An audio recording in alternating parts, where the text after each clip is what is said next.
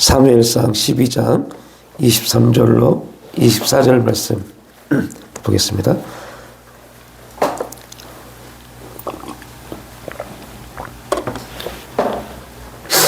사무엘상 12장 23절로 24절 말씀 합독하겠습니다. 나는 너희를 위하여 기도하기를 쉬는 죄를 여호와 앞에 결단코 범하지 아니하고 선하고 의로운 길을 너희에게 가르칠 것인즉 너희는 여호와께서 너희를 위하여 행하신 그 큰 일을 생각하여 오직 그를 경외하며 너희 마음을 다하여 진실히 섬기라. 아멘.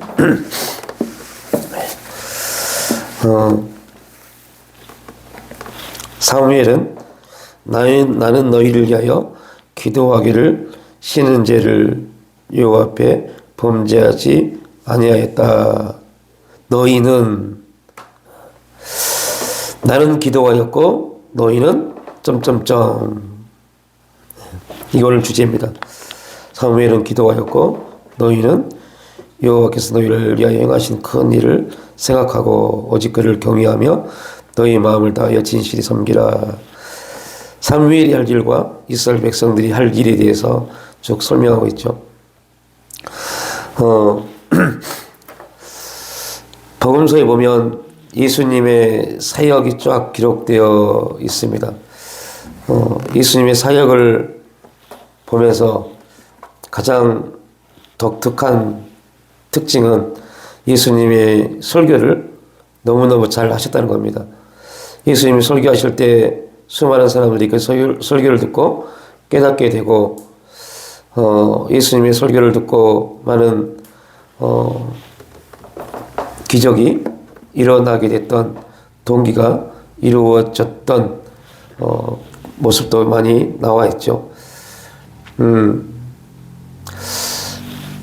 그럼에도 불구하고 예수님과 함께했던 제자들, 예수님이 설교를 너무너무 잘 하셨음에도 불구하고 제자들 중에 어떤 사람도, 한 사람도 예수님에게 우리에게 설교를 가르쳐 주십시오 라고 말한 사람이 한 명도 없었다는 것. 이게 참 특이한 장면입니다.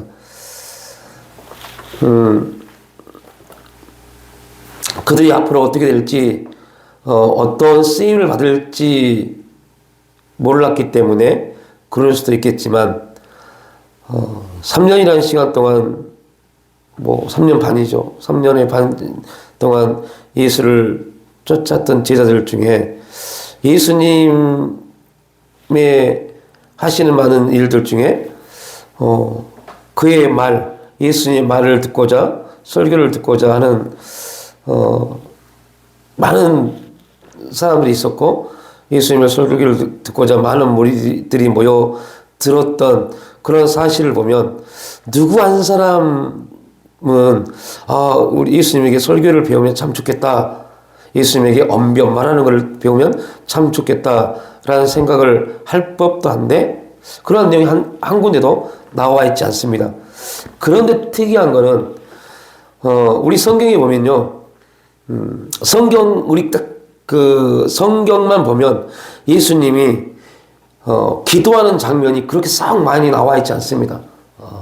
그러나 그분은 분명 기도를 많이 하셨습니다. 관습을 쫓아서, 습관을 쫓아서 기도하셨고, 기도하셨습니다.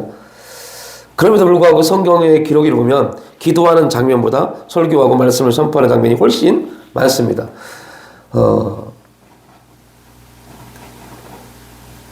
제자들 중에 그러한 설교를 가르쳐 달라고 말하는 사람은 없는데, 반면에 예수님께 기도를 가르쳐 달라고 하는 장면은 나옵니다. 누가복음 11장에 보면 예수께서 한 곳에서 기도하시고 마치심에 제자 중 하나가 여짜오되 주여 요한이 자기 제자들에게 기도를 가르친 것 같이 우리에게도 가르쳐 주옵소서. 이렇게 질문을 합니다. 우리는 그게 뭐가 중요합니까? 라고 생각할 수 있습니다.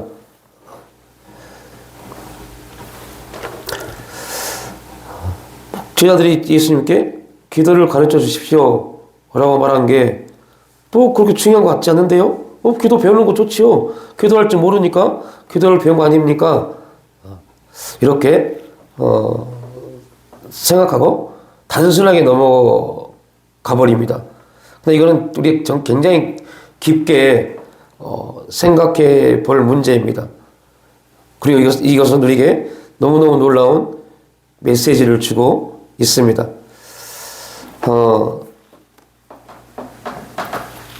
하나님이 창조를 하시면서 살아 움직이는 존재는 사람과 동물 두 종류입니다. 살아 움직입니다. 근데 이 살아 움직이는 사람과 동물의 차이는, 동물은 살아 움직이되 하나님의 형상으로 창조함 받지 못했고, 사람은 하나님의 형상으로 창조되었다는 겁니다.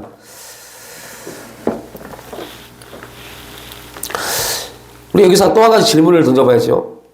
하나님의 형상으로 우리가 창조함 받았는데 그러면 하나님의 형상이란 무엇인가? 라는 질문입니다.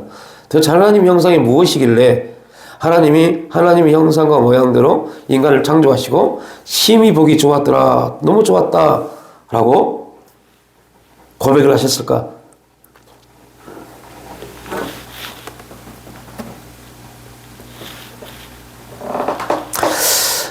하나님의 형상으로 창조되었다. 하나님의 형상이라는 그 주제는, 그 질문에 대한, 주제에 대한 답은 너무 큽니다. 그 형상이라는 부분을 전체적으로 설명하기에는 수십 시간이 주어져도 다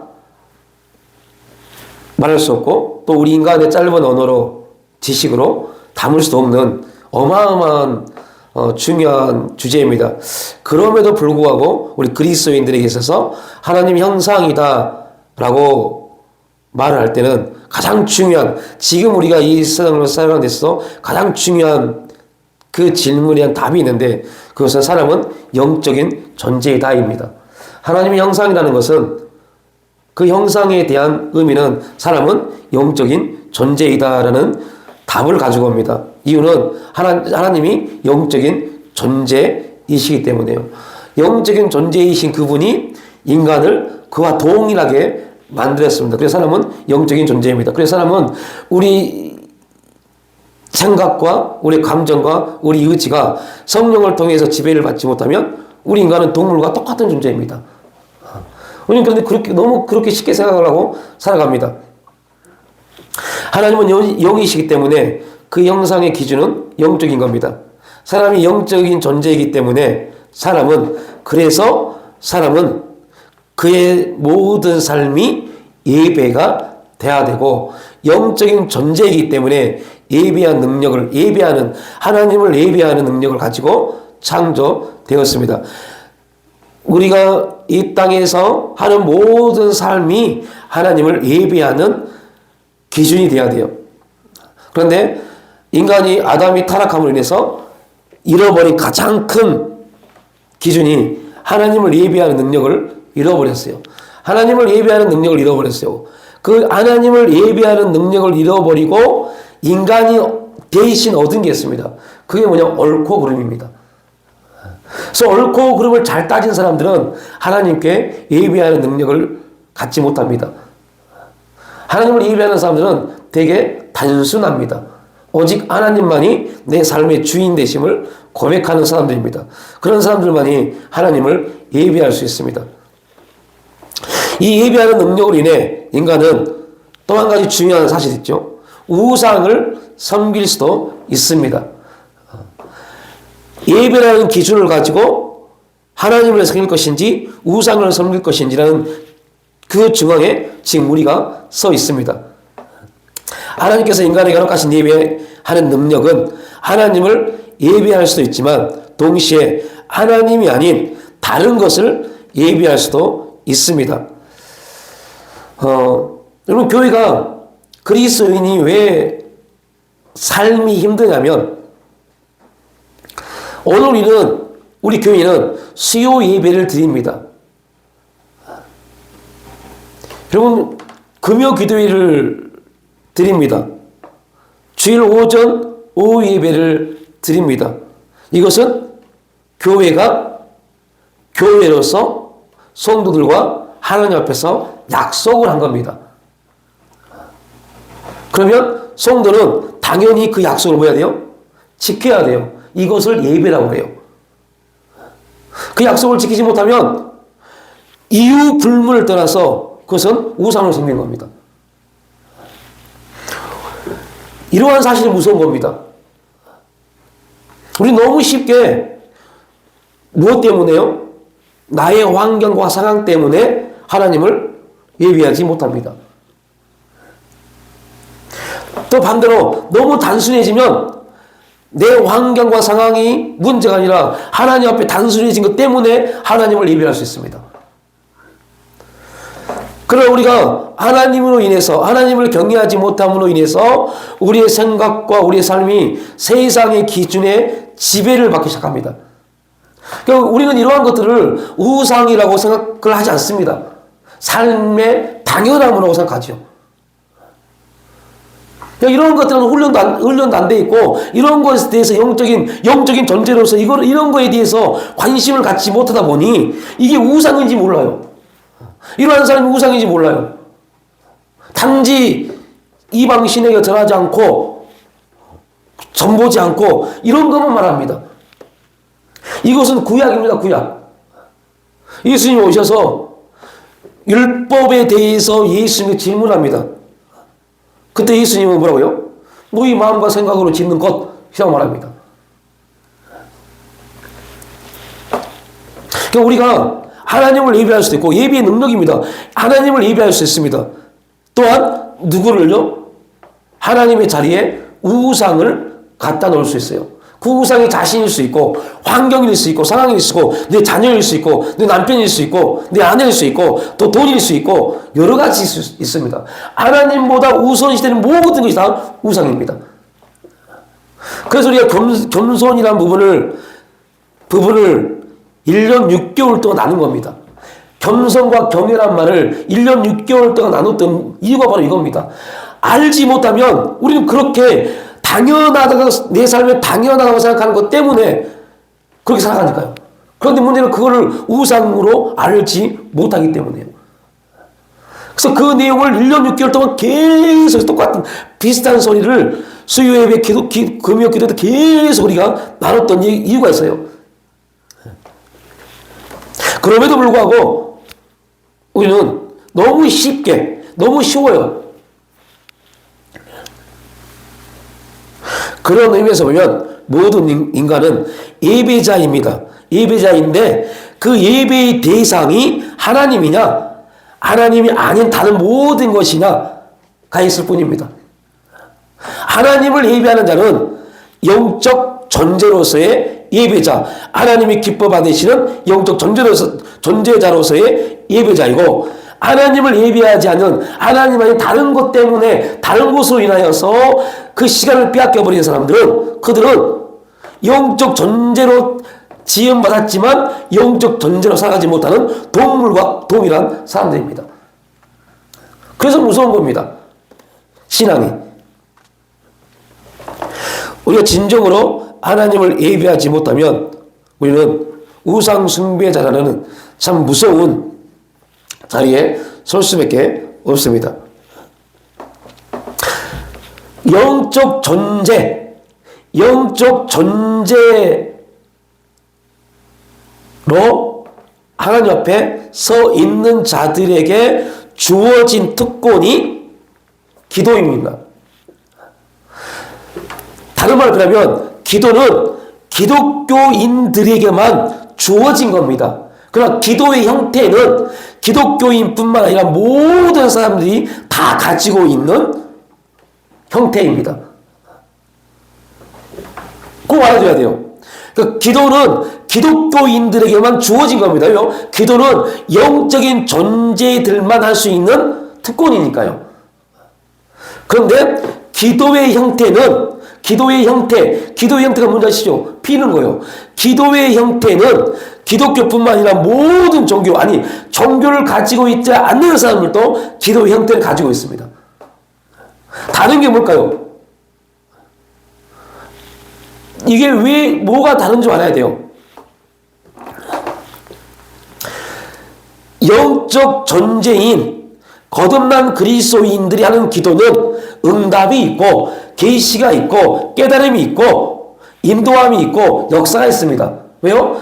영적이신 살아계신 하나님께서 영적인 존재의 기도를 들으시니까요. 그러나 기도의 형태만 있는 모든 기도의 형태를 가지고 있는 사람들, 영적 존재로서의 사람이 아닌 사람들의 기도는 응답이 없습니다.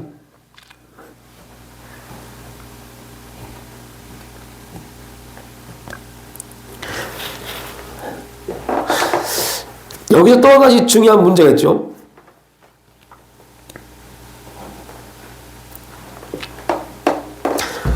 동물들도 그들도 영적인 존재로 지음받지 않았기 때문에 그들도 기도하지 못합니다.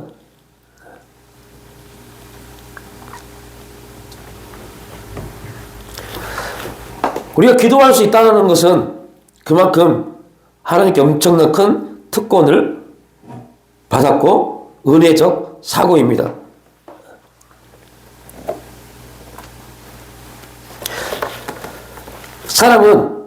사람은 기도하는 존재이다 라고 말을 합니다. 하나님을 인정하든 인정하지 않든 모든 사람은 기도를 하게 되어 있습니다. 그것이 우상이 됐든 하나님이 됐든 기도를 합니다. 그것이 동물과 사람의 차이입니다. 동물과 사람의 차이입니다. 또 하나, 기도를 모든 사람은 기도합니다. 그러나 응답이 있는 기도를 하는 사람과 아무런 응답이 없는 기도를 하는 사람과의 차이가 또 분명 주어집니다. 그래서 모든 사람이 기도합니다. 모든 사람이 기도합니다. 이건 일반 은혜 안에서 하나님이 사람에게 주어진 은혜입니다. 그런데 그 은혜가 하나님을 믿는 예수 그리스도를 통해서 거듭난 그리스도인들은 특별하게 그 은혜가 주어집니다. 특별하게 그 은혜가 주어진다는 것에 대한 답이 응답입니다. 그러나 하나님을 믿지 않고 거듭나지 못한 사람들은 기도하되 아무런 응답을 갖지 못합니다. 이유는 그들이 바라는, 그들이 숭배하는 그들의 기도의 대상은 죽어있는 신이기 때문이에요. 이 내용이 이사야 37장의 히스기야의 기도의 내용이죠.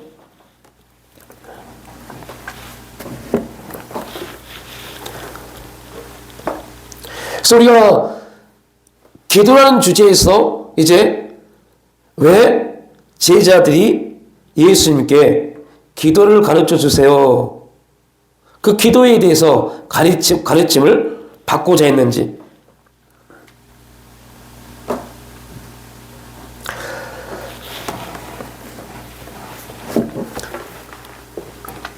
조금 더 깊게 들어가 보면 하나님이 인간에게 주신 그 영적인 존재, 하나님 형상, 영적인 존재, 그 영적인 존재들이 하는 모든 말이 기도입니다.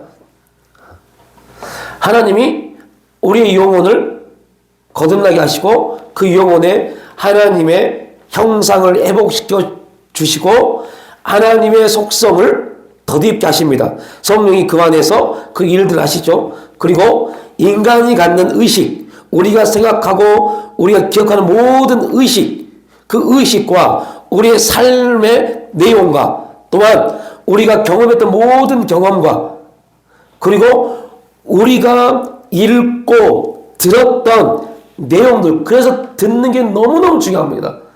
읽고 들었던 내용들, 이러한 것들이 종합적으로 연합되어져서 우리 입술을 통해서 언어, 말이라는 단어로 선포하게 됩니다.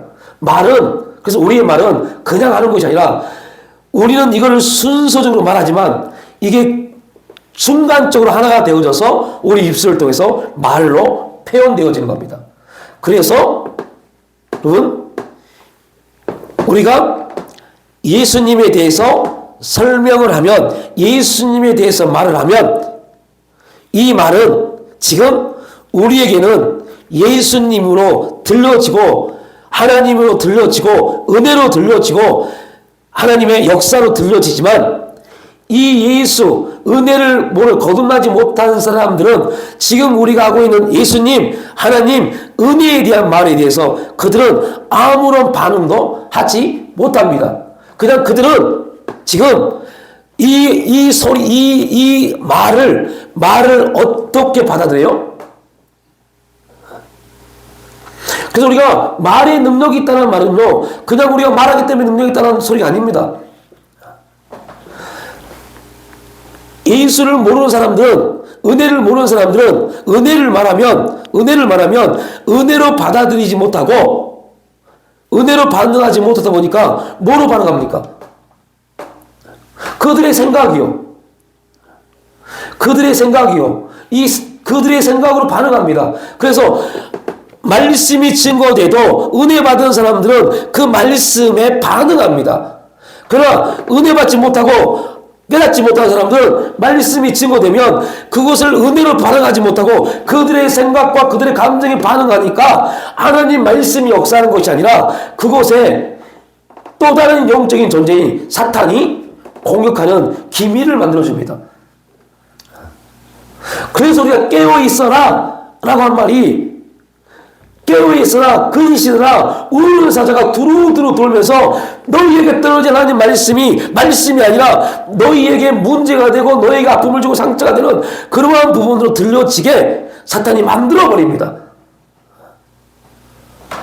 하나님 말씀으로 받지 못하게 해요. 다시 말하면 여러분 우리의 이 소리를 이 말을 동물들은 어떻게 들려요? 소리로요, 소리. 위로 소리로 들려요. 그런데 우리는 이 소리를, 우리의 입으로 나오는 소리를 어떻게 언어로, 문장으로, 은혜로 받아들입니까?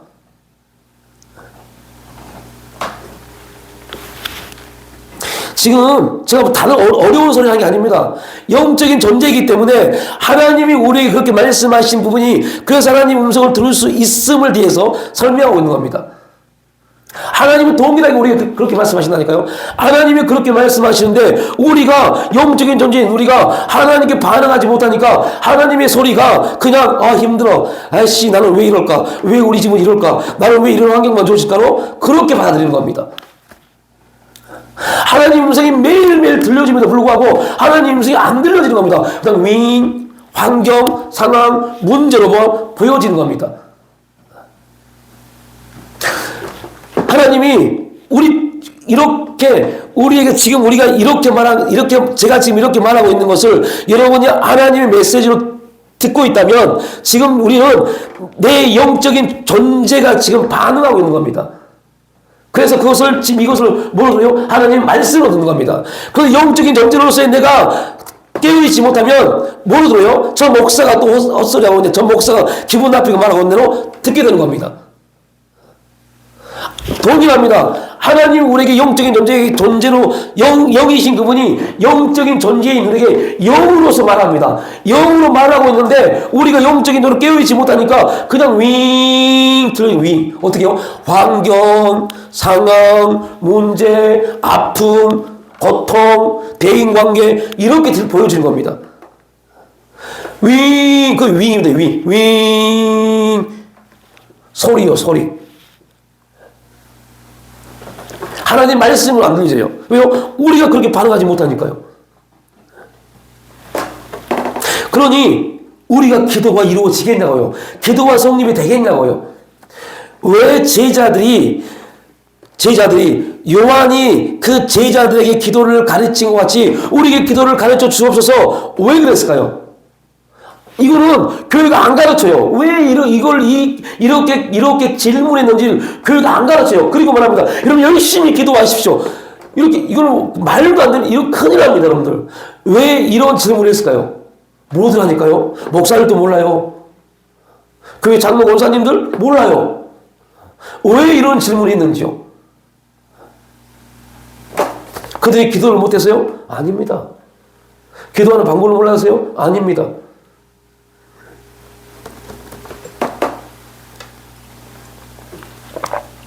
아직 성령 임하지 않아서요? 그것도 아닙니다. 이 당시에는 바리새인과 서기관들, 하나님의 율법의 말씀을 아는 자들만이 기도할 수 있다고 생각을 했어요. 이게 유대인들의 기도법입니다. 하나님 말씀을 가지고 있지 않은, 하나님 말씀을 듣지 못한 자들은 기도할 수 없다고 가르쳤어요. 여러분, 이게 유대인들의 삶입니까? 아닙니다. 이것은 하나님이 이스라엘 백성들에게 하신 말씀입니다. 그래서 이스라엘 백성들은 말씀이 떨어지지 아니하면 그들은 기도하지 못했어요. 그런데 제자들이 살고 있는 동네는 어떤 동네입니까? 혹시 그런 교회를 지금 다니면서 혹시 들어보셨습니까? 제자들이 살고 있는 지역 어디예요? 갈릴리 지역이요. 여러분, 갈릴리 지역이 어떤 지역입니까?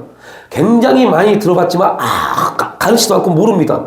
갈릴리 지역은요, 여러분, 완전히 천대받는 사람들이 사는 지역입니다. 갈릴리가 호수잖아요. 그렇습니다.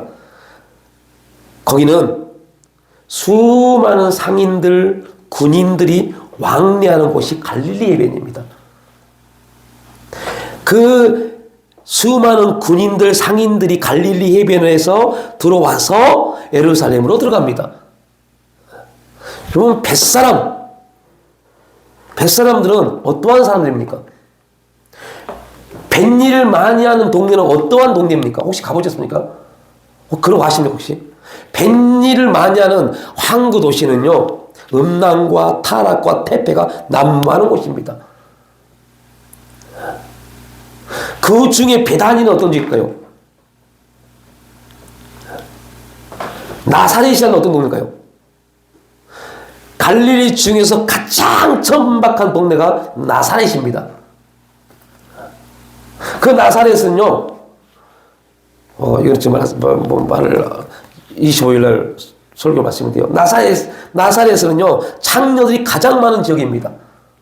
자기 몸을 파는, 여자들이 몸을 팔아서 생계를 유지하는 곳이 나사렛이라는 동네입니다. 그래서 갈릴리, 나사렛, 여기는요, 이방으로 취급받았어요. 누구한테요? 유대인들한테요. 그러니 그들에게 말씀이 주어질까, 안 주어질까요? 말씀이 안 주어집니다. 말씀이 안 주어지기 때문에 그들은 기도할 수 있어요, 없어요? 기도할 수 없는 존재들이에요. 그들은 기도를 할 수 없습니다. 왜요? 말씀이 안 주어졌는데 어떻게 기도하겠어요? 그래서 제자들이 예수님께 기도를 가르치더라고 하는 겁니다. 그 말은 다른 말로 표현하면 무슨 말입니까? 우리가 당신의 설교 말씀을 들었으니 이제 그 말씀을 가지고 어떻게 기도할까요? 라는 내용입니다. 근데 이거에 대해서 교회가 가르치지 않았어요. 그냥 열심히 기도하십시오. 그러니까 말씀도 전혀 없는 상태에서 기도하니까 누가 역사해요? 미안한 말이지만 성령의 역사도 있지만 사탄 역사입니다. 기도보다 우리가 먼저 먼저 행해야 할 게 말씀 앞에 무릎 꿇는 겁니다. 하나님 말씀이 들려져야 돼요. 말씀이 들려져야 믿음이 생기죠. 그 믿음 앞에서 기도가 이루어져야 되죠. 근데 말씀을 듣지 않아요. 그 기도가 어떤 기도가 되겠어요? 이 내용을 알아야 돼요. 그래야 이 말씀이 이해가 됩니다.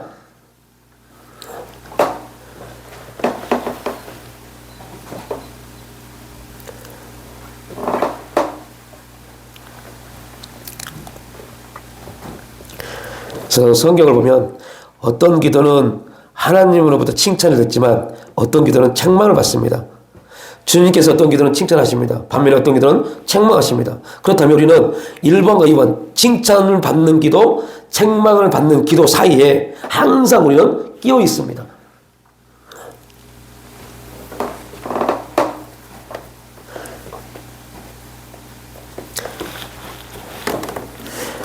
그래서 우리가 하나님이 우리에게 기뻐하시는 기도, 우리가 하나님 앞에 하나님이 기뻐하시는 기도가 무엇이고, 우리의 기도를 통해서 하나님이 기뻐하시고 역사하실 기도가 무엇인지를 또한 우리가 알아야겠죠. 그래야만이 우리 기도가 합당하게 하나님께 연락 받으니까요.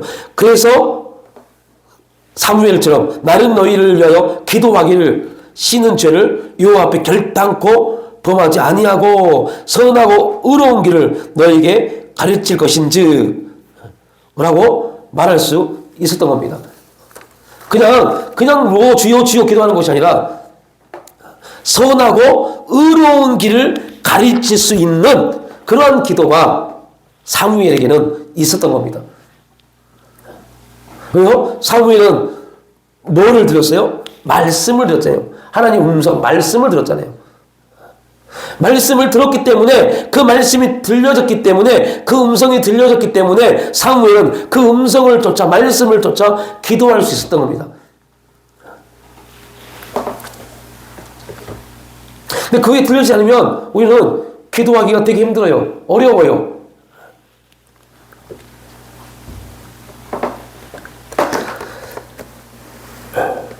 운전면허증을 따도요. 운전면허증을 따도 운전 연습을 하지 않으면, 운전을 하지 않으면 큰일 납니다.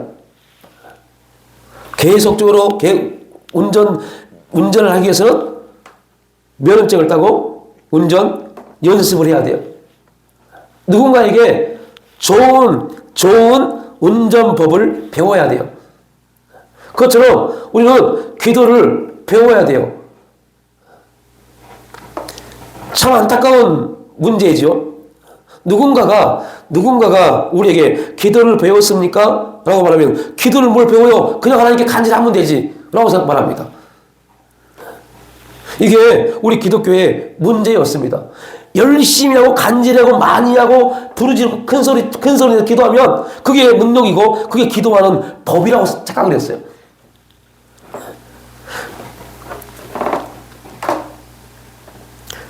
또 우리는 배워야 돼요. 기도하는 법을 배워야 돼요. 그래야지 우리가 죄를 짓지 않습니다.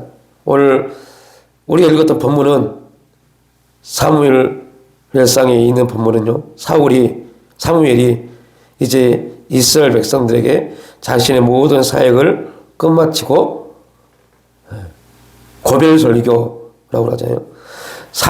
여호수아의 고별설교의 주제는 뭡니까? 여호수아가 고별설교하면서 마지막 한 문장을 딱 던져주잖아요. 우리 그리스도인들의 모든 가정이 가져야 될 기도 내용입니다.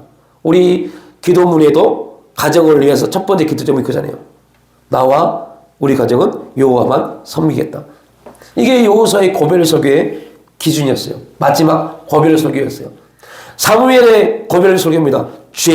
기도를 범하는, 기도를 쉬는 죄를 범하지 않았다입니다. 23절은 나는 으로 시작을 하고 24절은 너희는 로 시작합니다. 23절은 사무엘이 했었던 일이고 24절은 백성들이 할 일이었습니다. 사무엘은 백성들을 위해 기도하고, 여러분,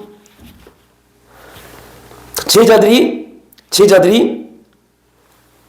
성령의 오순절의 강림을 받고 충만해져서 사역을 막 열심히 냅니다.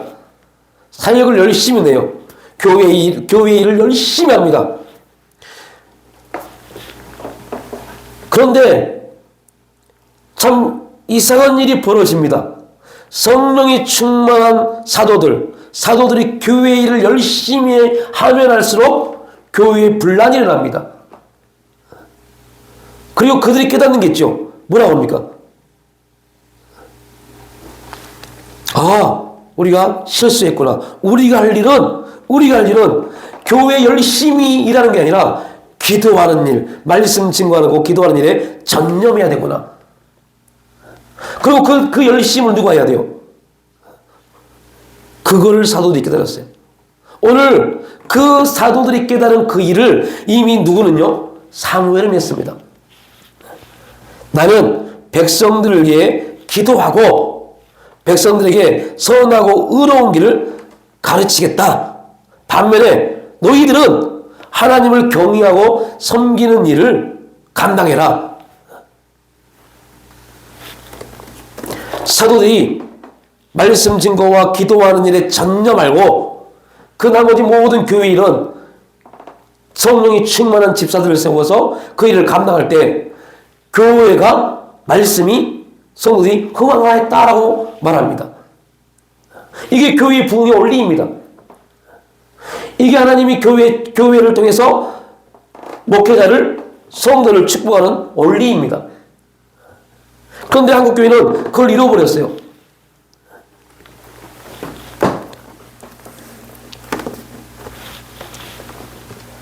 이 사실이 우리에게 주고 있는 메시지가 무엇인지를 또한 알겠죠. 사무엘이 지도자의 모습이라면 백성들은 그 지도자를 따르는 하나의 모습을 우리에게 보여줍니다. 영적 지도자에게 있어서 가장 중요한 원리, 교회가 가장 아름다운 교회가 되는 그 원리가 바로 이겁니다.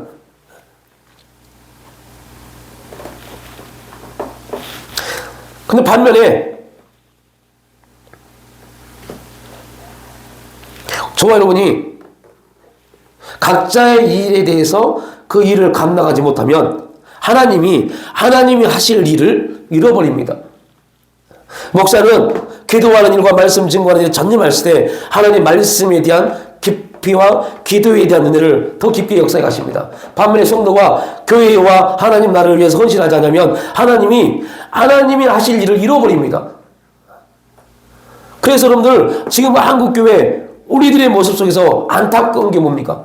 저 계속해서 여러분들에게 말씀드리고 있는 게 있죠.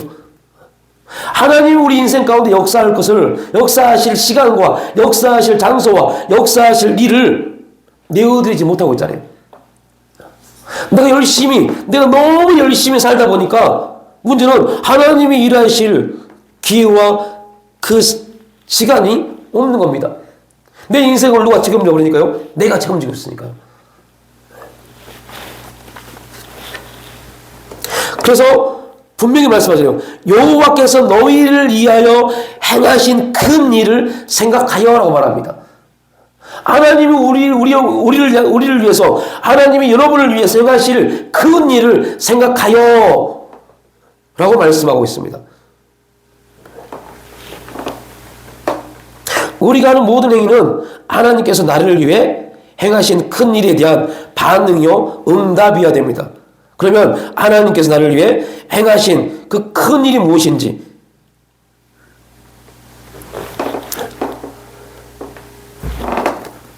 그래서 여러분들 이스라엘 백성들에게 있어서 하나님이 이스라엘 백성들에게 행하신 가장 큰 일이 뭡니까? 애굽에서 구원해내신 일이요. 애굽에서 구원을 해서 그들에게 땅을 주신 사건입니다. 여러분 돌이켜보면 애굽에서 그들은 힘들었지만 애굽에서 나름대로 먹고 살만 했습니다. 고통스럽지만 먹고 살만 했습니다. 여러분 지금의 그리스도인들이 딱 그 수준에 있어요. 세상에서 힘듭니다. 아무리 노력해도 별로 삶이 급변하지 않을 것 같아요. 그럼에도 불구하고 그렇게 열심히 살면 그래도 먹고 살만 합니다. 이것이 지금 애굽에서 이스라엘 백성들이 살았던 삶의 모습입니다. 그런데 하나님 말씀합니다. 야, 내가 그 삶에서 너희를 구원해낼게. 구원해서 내가 약속한 땅으로 너희를 인도해낼게. 그곳으로 인도해갈게. 라고 말씀합니다. 그리고 그들을 애굽에서 구원해내십니다. 그런데 그들에게 주어진 삶이 애굽보다 훨씬 못한 삶, 광야 40년이었습니다. 그들이 그 광야 40년을 어떻게 받아들이겠어요? 그러면 또 반대로 40년이 지나서 가나안 땅에 들어갔어요. 가나안 땅에 들어갔더니 그들에게 주어진 게 뭡니까? 가나안 땅에 들어가서 그들에게 주어진 일이 뭐예요? 전쟁이에요. 그들이 계속 전쟁에서 땅을 차지하지 아니하면 안 될 일이 그들에게 주어진 겁니다. 그리고 전쟁의 승리의 땅을 분배받았어요. 땅을 분배받고 난 다음에 그들에게 나타난 일이 뭡니까? 여호수아가 끝나고 그들에게 나타난 일이 뭐예요? 사사기요. 땅은 분배를 받았어요.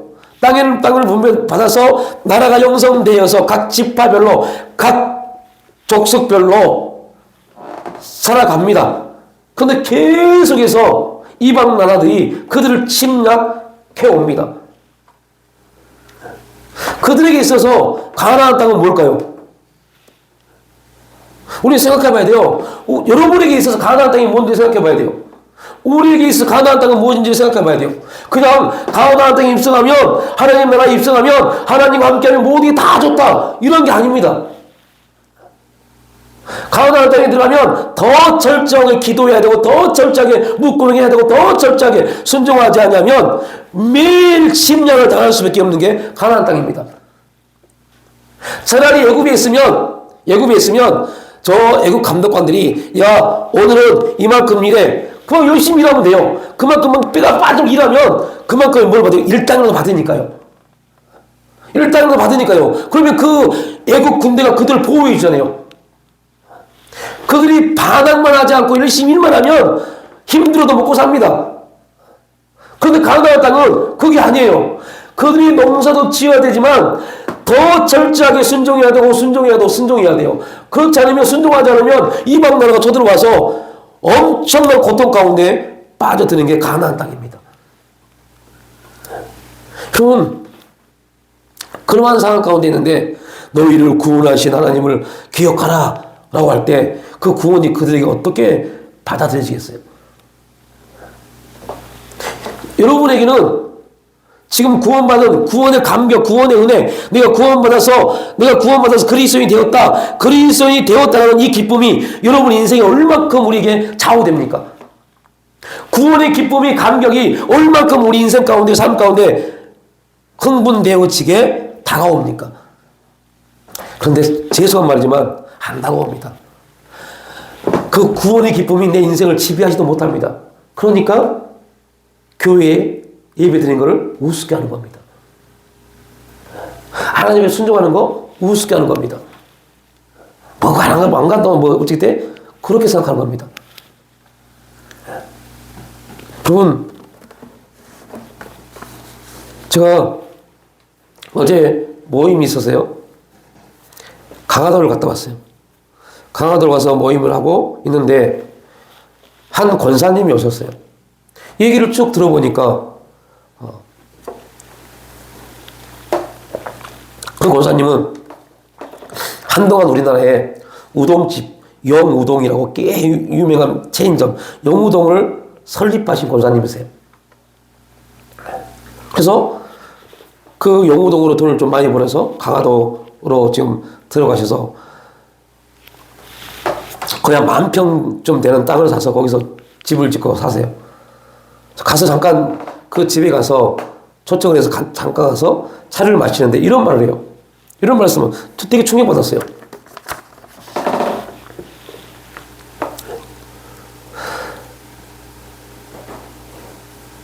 장사를 하면서 여러분, 예배를 빠지지 않고 드린다는 게 보통 힘든 게 아닙니다. 그런데 그분은 영우동집을 하면서 한 번도 수요 예배, 금요 기도회, 주일, 오전, 오후, 새벽 기도회를 빠진 적이 없대요. 한 번도 안 빠졌대요.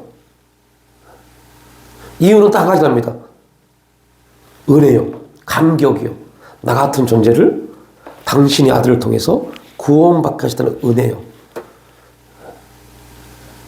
그 은혜 때문에 영우동 집을 하면서 되게 힘들었대. 너무너무 힘들었지만 힘들 때마다 그 안에 있는 걸 끄집어냈답니다. 내가 은혜 받은 사람인데, 구원받은 사람인데. 그 구원을 계속 끄집어내면 구원의 기쁨이 힘듦을 이겨냈대요. 그렇게 고백하고 그 구원의 기쁨에 대해서 하나님께 계속 나가니까요, 주일날 가게를 열지 않습니다. 수요일날 교회를 가야 되기 때문에 6시에 문을 닫습니다. 금요일 날 철야 기도를 가다니까 8시에 문을 닫습니다. 하나님이 어떻게 하실까요? 그 다른 날에 손님을 몰아붙여버립니다. 그렇게 채워가시는 겁니다. 그 고백을 하시더라고요. 사람들이 그렇답니다. 이렇게 잘 되는데 주일날 문 여시라고. 그러면 더 많은 사람들이 우동을 먹으러 올 것이고 그러면 더 많은 돈을 벌지 않을까요? 옆에서 계속 그렇게 쪼여오더래요. 계속 매일 그 소리를 들으니까 계속 그 소리를 들으니까 영적인 존재인 사람이 하나님의 말씀보다 그 소리가 더 많이 들려오니까 생각이 그쪽으로 싹 달려가더래요. 그때 갑자기 자기 영이 그 속에서 이런 소리가 하더래요. 구원의 기쁨을 잃어버리겠느냐? 구원의 기쁨을 잃어버리겠느냐? 그래서 그 소리를 다 제해버리고 그렇게 소리 말하는 사람들을 만나지 않기 시작했답니다. 그렇게 말하는 사람들을 만나지 않기 시작하니까 어떤 일이 벌어질까요? 친구들이 없어진 겁니다. 친구들이 없어지니까 더 뭐 할 수 있어요? 집중을 할 수 있게 되더래요. 하나님이 일하기 시작한 겁니다. 그리고 다니엘 기도회 손정희 권사 와플대학교 간증 들었잖아요.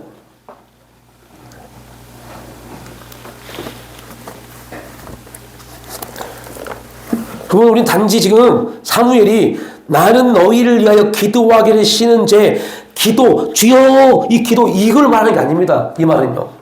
하나님 앞에 내가 서 있어야 할 자리를 말하는 겁니다. 그 자리를 나는 그 자리를 한 번도 범한 적이 없다고 말하는 겁니다.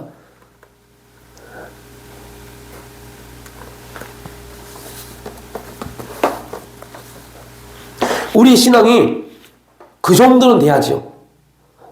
그런데 여러분 여기서 그 정도는 돼야지란 말이 굉장히 높은 수준의 신앙이 아닙니다. 기본입니다. 기본. 신앙인으로서 기본을 지금 말씀드린 겁니다. 기본이 그겁니다. 기본이. 약속된 것을 지키는 것. 약속을 하나님과의 신뢰성 속에서 지키는 것. 이게 기본입니다.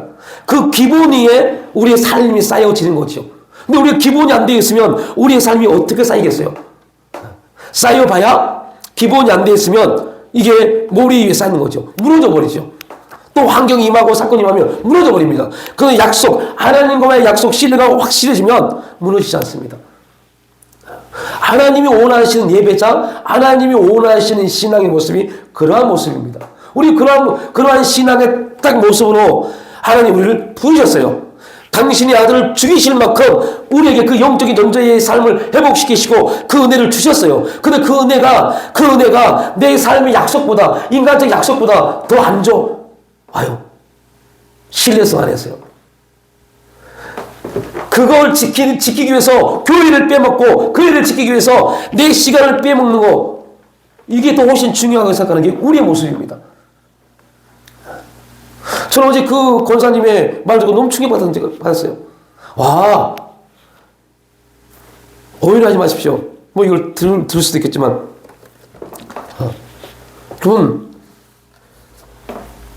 믿음이 좋다, 신앙이 좋다, 우리는 그런 말 합니다. 그런데 살펴보면 믿음이 좋고 신앙이 좋고 하나님과 관계가 좋고 라는 기준이 뭐냐는 거죠. 그 기준이요. 하나님과 우리의 약속에 대한 신뢰요. 하나님이 우리에게 행하신 일을 우리가 기억하고 그 기억, 그 감사함으로 우리가 우리의 삶을 하나님께 드리는 거예요. 손해가 될지라도, 내가 이 세상에 대해서 손해가 될지라도 그 정도는 할 수 있지 않아야 될까요? 우리가 구원받은 사람이라면요. 그 구원의 기쁨을 간직한 사람들이라면요.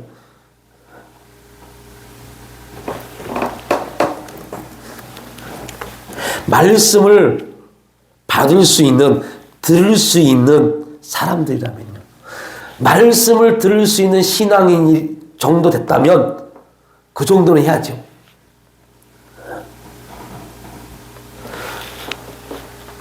결국 우리 예배를 쭉 설교를 연결해서 들어야 돼요. 우리가 말씀을 들을 수 있는 존재잖아요. 근데 말씀은 하나님이십니다. 그 하나님이신 말씀이 그 말씀으로 창조된 인간에게 들어온다니까요. 하나님이신 말씀이 말씀으로 창조된 인간에게 들어올 때 인간이 어떻겠어요? 그걸 받을 수 있다고요? 못 받습니다. 받을 수 없어요. 그 말씀을 받는 순간 인간은 죽을 수밖에 없어요. 그런데 성령의 은혜 안에서, 하나님의 은혜 안에서 우리가 그 말씀을 받을 수 있는 존재로 하나님 만드셨고, 그 말씀을 받도록, 말씀을 들을 수 있는 은혜를 계속 주어서 그 말씀 앞에 설 수 있도록 우리를 이렇게 붙잡아 주셨어요. 그 어마어마한 은혜를 주었음에도 불구하고 그 은혜가 여러분 우리 육신의 피곤함보다 못한다고요? 우리 육신의 고통보다 못한다고요? 우리 육신의 사람과의 관계보다 못한다고요? 그러면 신앙 생각해 봐야 돼요. 내 신앙을 한번 깊게 생각해 봐야 돼요.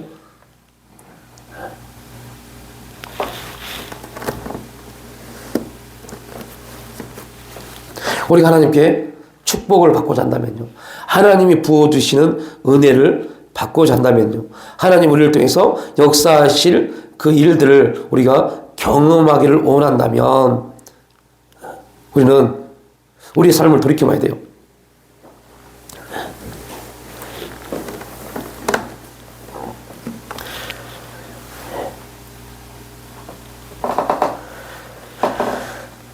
그래서 오늘도 말씀을 하시잖아요. 하나님께 나를 위하여 행하신 큰 일을, 너희를 위하여 행하신 큰 일, 그 일은 애굽에서 구원하신 일입니다. 그러면 이것을 오늘 우리에게 적용을 해보신다면 그게 뭐겠어요? 나를 죄에서 구원하신 일입니다. 우리가 하나님께 하는 모든 순종은 나를 구원하신 하나님의 은혜에 대한 감사에서 출발해야 됩니다. 그럼 나를 구원하신 하나님의 은혜에 대한 감사가 없다면, 그 감사가 상실했다면 그것은 성경이 말하는 신앙이 아닙니다. 구원의 기쁨을 잃어버린 자들은 그리스도 안에서 주어진 자신의 모습, 내가 누구인지 정체성을 살펴보아야 돼요. 근데 이것이 우리 기독교인들에게 주어진 지금 문제입니다. 구원의 기쁨 없어요. 상실해 버렸어요. 그 은혜를 상실해 버렸어요. 너무 쉽게 생각해요. 교회를, 하나님 나라를, 하나님이 우리를 구원하셨다라는 그것을 너무 쉽게 생각하고 별 볼 일 없는 것처럼 생각해버려요. 그러다 보니까 하나님 앞에 우리의 모습을 내어드리는 그런 삶의 모습들이 너무 안타까울 때가 많이 있습니다.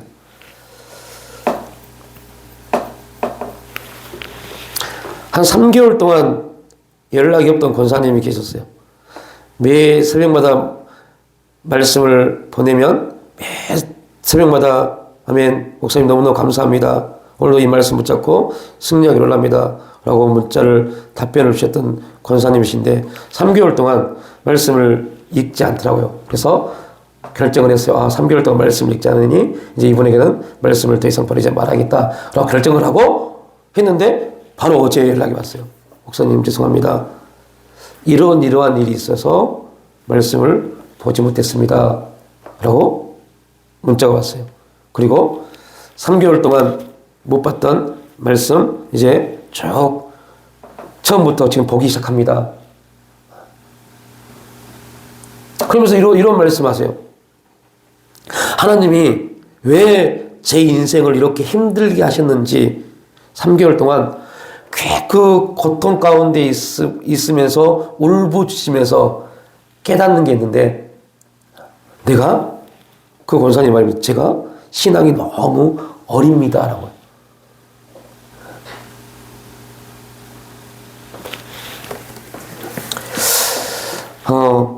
제가 그래서 그렇게 기도문을 보내드렸어요.